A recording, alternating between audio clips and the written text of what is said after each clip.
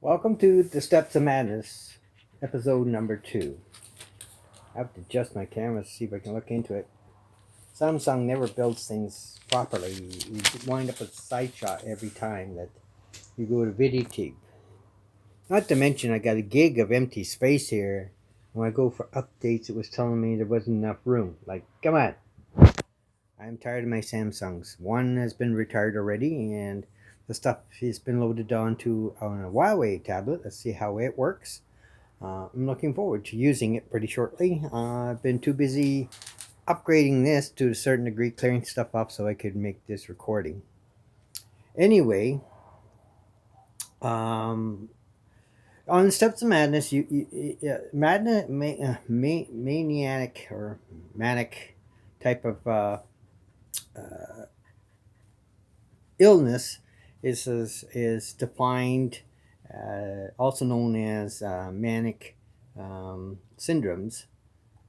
This is usually typified by elevated moods. You could be happy one minute, very euphoric, or irritable and very anguished on the next. So you've got violent mood swings one way or the other, with no warning and no timing or reason or rationality. You just are.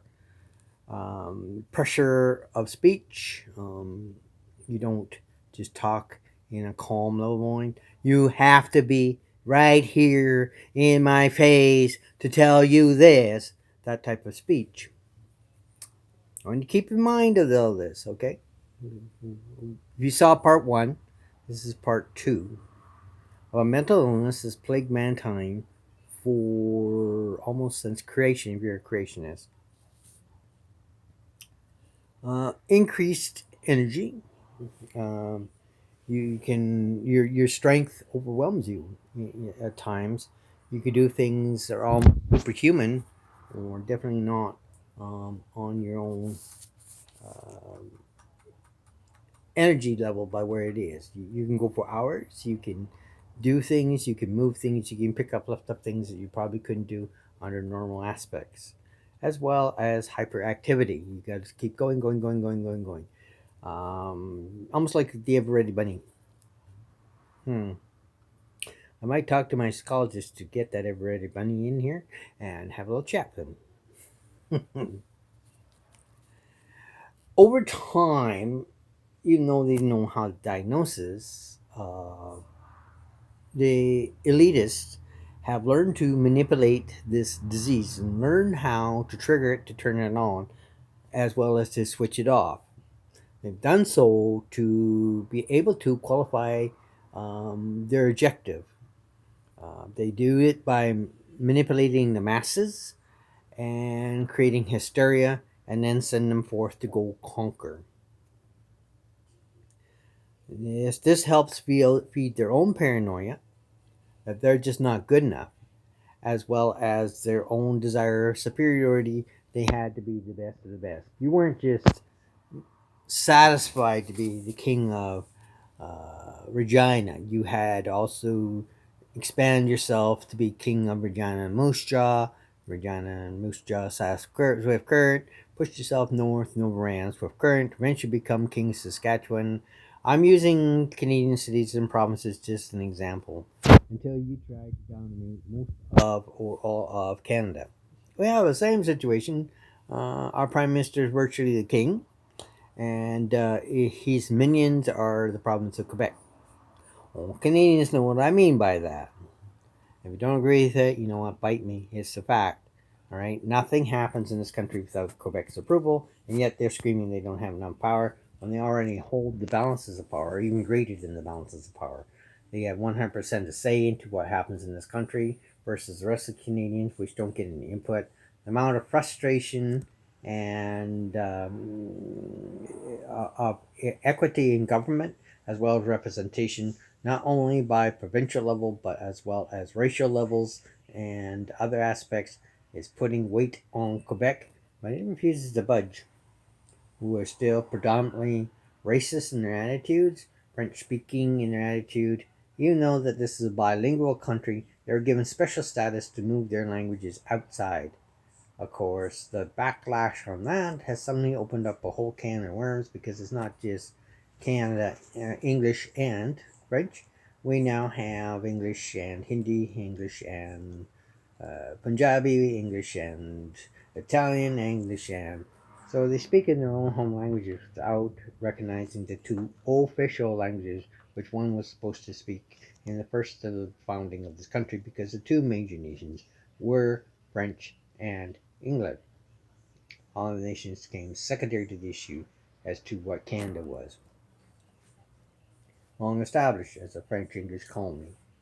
Original problem is, of course, rooted in its history and the fact that both Quebec and Ontario were the original Canadas, and that's all there was to it.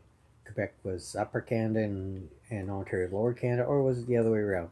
But you know about the two. You can send me a comment swearing at me about my uh, positioning of this country and reverse that decision you so choose. At least I'll get some input on this. So we have this elitist situation which allows for the creation of a boogeyman. We've had this all through history, quite a bit longer, and I'm not going to go way back into all the ancients and nations as we know it.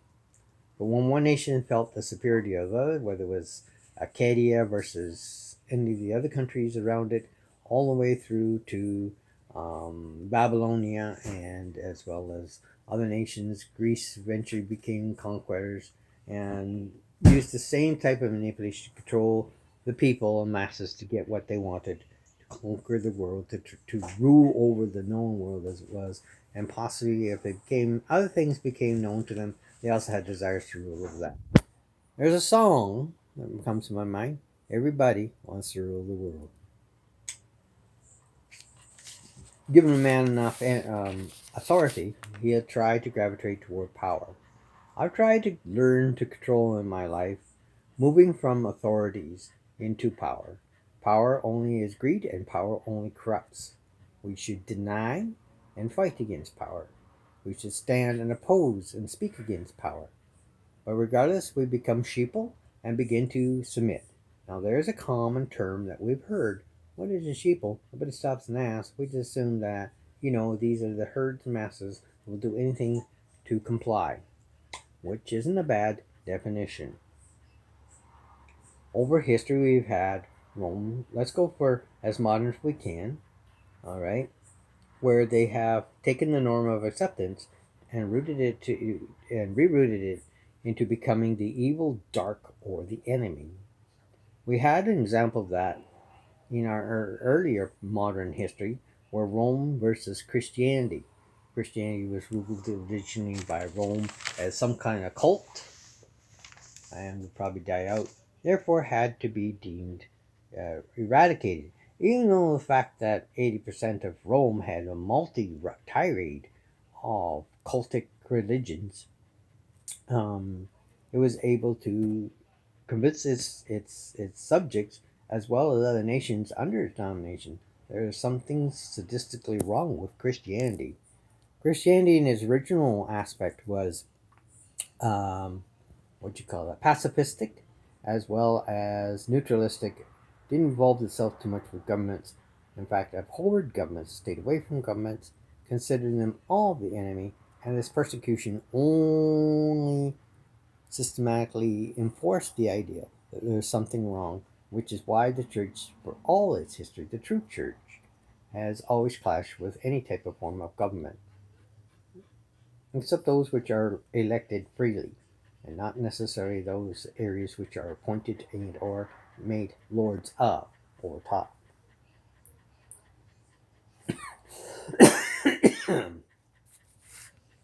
So Rome consisted that something was wrong with Christianity and blamed all of its problems and situation rather than reform within and review the problems. But it was those Christians, those dirty Christians, those bloody Christians, those ugly Christians that had to die. And thousands of people slaughtered. The problem with persecution is it only helps to promote the ideal and situation. Any situation that is deemed wrong for society only will grow with pressure and persecution. This is where China gets going wrong because they lay a heavy hand thinking to exterminate any type of religious belief system, whether it's Buddhism, Christianity, Judaism. Yes, Judaism is alive in China. Hinduism, Muslim, and other situations. It wasn't until the Muslims became persecuted that society as a whole began to step up and say something. Nobody says anything about the generations and years of Christianity there in China that's been persecuted, nor have they said anything against Buddhism, which is also persecuted. Any form of religious belief is societally lowered in a communistic value that only the state is God and only the state leaders are to be worshipped. Time for us to wake up and smell the coffee, what that's all about. And later in time, we have had the Crusaders versus Islam, which is Christian versus Islam. Although I point out to the people again, this is not true Christianity. This is Catholicism and their right to govern. When Rome was divided in two and the Roman Empire fell and was cut into two, we still have the Eastern Roman Empire and the Western Roman Empire, both as a nation in its attitude, but also in theological stance, because we have the Orthodoxy to the east as well as Roman Catholicism to the west. At a decision that still is not healed, both parties deem themselves to be the true church, neither of which really are even remotely close to what the teachings of the Messiah were or what true Christianity is as a whole. And you don't like it? That fact is the fact. When you do your history and work, you'll find that both of these groups, under the name of Christ, have done nothing more than try to also control and manipulate the masses using tactics like this. They would have this in the Salem witch hunts, where women who were deformed or single or lived alone, were loners, were hermits almost, like to just live by themselves and be independent and not necessarily involve themselves in society, became very suspicious and therefore were branded as witches and often burned at the stakes in the persecution. And they're in American history right here. We also have the purging that could be put under it of the shamanistic religions, also in the name of Christ. I do not like it and appreciate it when people say this is Christianity as a whole. That, if you know the teaching of Christianity, is far from it. Then we had World War One. World War One broke out and brought a whole new line of control, where it was those damn Germans or English, and the two families, royal families, clashed to kill each other. That's all World War One was. It was a family squabble, and we bought it. There was something wrong with each other. That's how mindless we can be. Beyond World War One, we had World War Two, where it became the damn Nazis, and the Nazis had the damn Jews, as well as any other nation that was or color that was not in the Aryan Nation Accord, which you had to be white, blonde haired, blue-eyed, and that was the perfect being. Anything else was only inferior to them, and they were setting up there, the government, to correct the situation, a gift of God. There's that evocation of that word again, God. So no wonder why people don't like Christianity or speak out against it. True Christianity as a whole has nothing to do with what this control and manipulation. It is elitism, and it is hierarchy by where it has been established that somehow I'm better than you. After World War II, we had the post-war, and we needed a new enemy to control the people because people wanted to go back to normal, and they didn't want us to go back to normal. So then we had those damn commies, and we had the Cold War. Each nation was trying the stupid free world and stupid commies. We had to overcome each other, and so spy versus spy took place, and there were a lot of murders and assassinations going on both hands, and blood spilled that were quietly done, even though the war had ended, because communism had to rule, and Americanism and industrialization had to rule, and so greed was then manipulated by corporations and fed to both sides, and some companies contributed to both coffers to be able to try to gain some influences into their ideologies and to do what they were to do. After the post-war and the Cold War, we also had the outbreak of the Korean War, where the enemy and the dark cloud was those damn commies, but they were the Koreans. and they had to be eliminated. That wound up with a stalemate, which is the first line up to, hey, look, you're both wrong and dead. Do we catch a hint? No. We had to push it further. And then we had the Vietnam War with those damn gooks, Viet Cong, and all other racist names that were created, also divided. And we had to go kill them because they were going to rule the world. And we can't let them rule the world. No, no. Instead, what was really behind that statement was we're the ones that has to rule the world, not them. It is ours. So now you have another situation. Everything was fine. We went back and forth with communism. And finally, we had a break, and a new enemy arose with 9/11, which was orchestrated by the Bushes, and the buildings were demolished.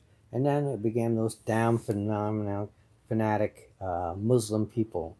Even though Islam as a whole has never once stood up and talked out against these, quote, radical Muslims, we also have radical capitalists out here that seem to think that the eradication of Islam is going to solve all world problems, or Islam radicals believe that the eradication of us is going to be solving world problems. Neither will be the answer to solving world problems and the world we face today. So now this fight's going on, but the people are getting bored with it, and they know that it wouldn't take long before the streets would become littered with people again protesting anti-war slogans and things like this, which we saw in the 60s and early 70s, who grew up and become now the new elitists and have gone against their own theologies that were preaching love, peace, and brotherhood, free everything, to the control and manipulation of the world. Don't you find that a little hypocritical? I found it strange when I woke up one day and realized that they said don't trust anybody over 30, but all of our rock heroes were over the age of 30. Think about that. And we trusted them and listened to them and said, yeah, man, you're right. We don't trust the establishment. Anybody over 30 needs to die. When everybody that was singing to us telling us to do it, we're over 30. We have the same situation here where people sitting going like, well, you got to listen to the science, you know, science won't lie to you, but they stopped saying that because they found out that the majority of scientists that were involved didn't have enough information to say one way or the other, and were speaking out against their ideology simply because it was a government agenda, not a scientific agenda. And the true idea of science and versus medicine had been forsaken. Anybody else pick up the fact that they stopped saying follow the science? It just damn well shut up and do what I do. Put that fucking mask, sorry my language, mask on and take your shot and shut up and everything's gonna be fine. They promised that with the mask, it didn't work. They promised it by shutting down, it didn't work. So this smart bug is on the loose, and we're not finding the causes or how it's being spread, or why it mutates or how it mutates. More thing, just to get the shot and everything gonna be fine. And people got the shot. It wasn't enough. Have 2 shots. Some of the idiots that we allow to be leaders of our medical field have come out and say we'll have one once a month. Others are saying one once a week. It won't defend you. It will not protect you. My friends, it's time to wake up and realize they're using this bug to control you. They went from the strain that only attacked seniors in closed homes from Wuhan. What? Excuse me? Those people didn't go traveling to Wuhan. How did they get it? So only attacked old people then. Oh, okay. There's old people's disease. So we can't have that. Then it went down to thirst. It graduated all the way down to now it's killing children. And nobody says people and says there's something wrong here in how this thing progressed. When you get sick, you get sick. True viruses, true sicknesses don't move down the chain. They simply hit everybody. They don't have a thinking pattern to only attack certain individuals, certain age groups, certain time periods. Something to think about. I noted once in a brief time that when the people were talking, some were wearing masks and some weren't wearing masks. And people who were wearing masks were screaming in the other guy's face who weren't wearing masks, calling them anti-maskers. Some had phobias, but where they couldn't wear masks, they'd go into a seizure. That's what my counterpart didn't care to get the damn mask on. themselves catching something. They're wearing a mask, which is supposed to keep things out in their own senses and abilities. They allow their fears that somehow that not wearing a mask is going to help them get that disease. So obviously they knew that the mask wasn't enough. So then why wear a mask if it's not enough? I pointed out that if it was a pathogen, as well as there's another scientific name to the killer, that the first liners should have had a full body uniform on. You've seen them. It's like spacemen almost. Breathing access to the dead. They didn't. They give them the paper mask that should have been onto us. That would have had some better protection for the people. They didn't really care about the people. They did it for the people, but they really didn't care about the people. They give us little pieces of cloth, larger holes, more filters, and we prove that the bacteria can get through. Wear that mask. And we're starting to get the mask to go into that maniacal type of behavior. That to follow. Until then, this is Dan saying this is part 2. If you like it, please share it. Hit that like button and subscribe because more is coming and it's about to get interesting. God bless you.